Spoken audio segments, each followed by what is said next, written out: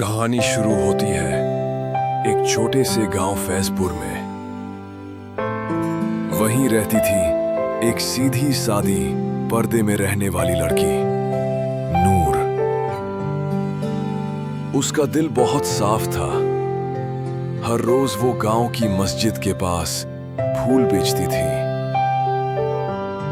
एक दिन जब वो फूलों की टोकरी लेकर बाजार जा रही थी, रास्ते में उसे एक अजनबी दिखा। लंबा सादा कपड़ा पहने हुए, चेहरा बहुत रोशन। उसने नूर से पूछा, क्या ये रास्ता मस्जिद को जाता है? नूर ने इशारे से रास्ता दिखा दिया।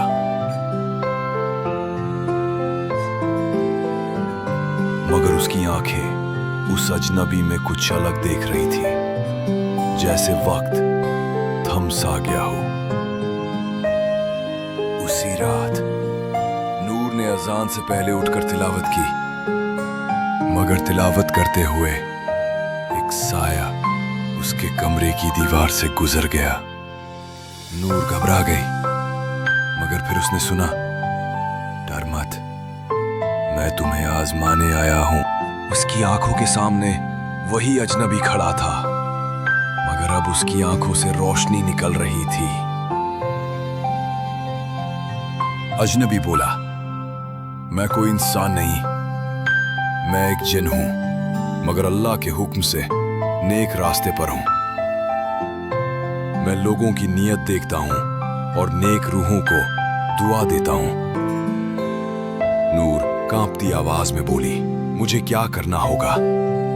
जिन बोला, बस नेक रहना, पर्दा निभाना, और जो फूल तू बेचती है उनके साथ एक दुआ भी देना हर ग्राहक को। धीरे धीरे गांव के लोग बदलने लगे।